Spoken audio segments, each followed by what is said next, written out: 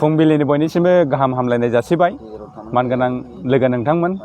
दिनैहाय आगस्ट दाननि 1 अक्ट' थांनाय बोसोराव जोङो मोनसे सानलायलायनानै ओरैबायदि लानाय जादोंमोन जे जोङो मोनसे देहाखौ मोनसे रिफ्रेश खालामनो थाखाय एसे गोलाव लामा हान्थिनि होननानै जोङो सानलायलायनाय जादोंमोन आरो बेबायदिनो थांनाय बोसोराव जोङो हान्थिदों आरो देग्लायबो नैबे एखे दिनखौ लानानैनो जोङो उल्थापानिसिम लगभग 24-25 किल'मिटारखौ जोङो आथिंजों थाबायलांनानै सिकनाझारनि मोनसे हाग्राबारियाव बिनि मिथिंगा बेखौ मोनसे उपभग खालामनो जों थांगासिनो दं।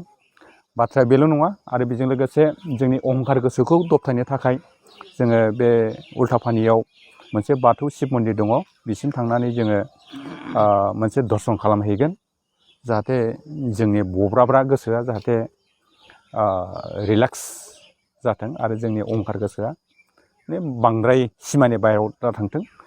माने धोरोमनि माबाया मानसिनि गोसोखौ हमथायो नालाय बे मोनसे असिलायै लाना थांनाय जागोन। आरो बेजों लोगोसे जोङो मिथिंगानि जे दाउसिन दाउला गाबनाय बिनि बारहावा बिनि नुथाय बेखौ नुनानै जोङो जाहाथे जोंनि गोसोआ गोजोनगोन आरो जोंनि देहाया मोनसे फ्रेश जागोन थाबायनायनि गेजेरजों मोनसे एक्सारसाइसनि गेजेरजों आरो मिथिंगानि नुथायनि गेजेरजों जोंनि साननाय हनायफ्रा सोलायगोन। जोङो गोबाव सम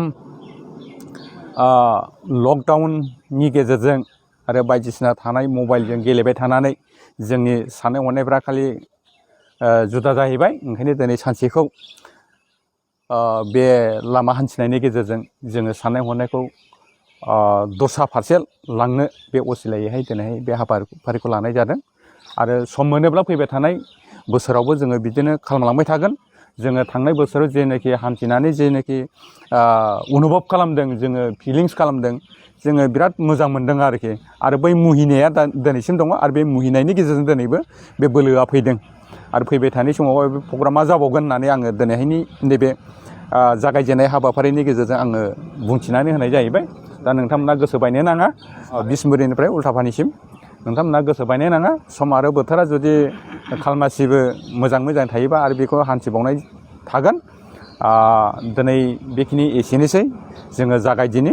आङो जागायनायखौ बेखिनियावनो फंनैसो बिबुंथिजों बुंनानै दिनैनि जागायनाय हाबाफारिखौ दं बेखौनो जाबाय। गोजोन्थों। गोजोन फुंबिलिनि बयनिसिमबो गाहाम हामलायनायखौ बावहरबाय। जों दिनै मोनसे गोथार हाबाफारि लादों बिसमुरि ओनसोलनिफ्राय माखासे गोसो गुदुं सेंग्राफोर लोगोसे मोजां समाजनि गाहाम हास्थायसुला माखासे जोंनि बिसमुरि ओनसोलनिनो समाज सिबियारि जयै जानानै गासै 22सा मोनसे टिम बियो बिसमुरिनिफ्राय उल्थापानि फारसे जोङो आथिंजोंनो मोनसे ट्रेकिंनि प्रग्राम लादों आरो बिनि गेजेरजों मोनसे थांखि दङ, गोजोन सान्थि खौसेथि लोगोसे मिथिंगाखौ जोङो रैखा होनांगौनि मोनसे मेसेज लानानै जोङो दावबायनायनि बे हाबाफारिखौ लादों।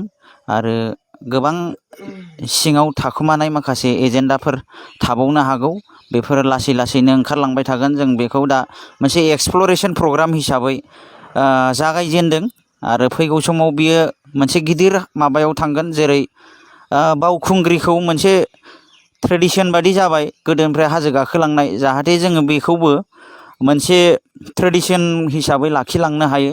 बिसमुरि टु उल्थापानि मोनसे दावबायनाय आरो हाग्राखौ संरैखा होनांगौआ जोबोद गोनां जाबाय। बेनि गेजेरजों जाहाथे इयुनाव माबा मोनसे महर हैनो हायो नामा बेफोरखौ साननानै बे हाबाफारिखौ जागायदों आं सानो। आं देग्लायसो बाहागो लादों, इयुनाव फैगौ समाव लाबाय थागोन।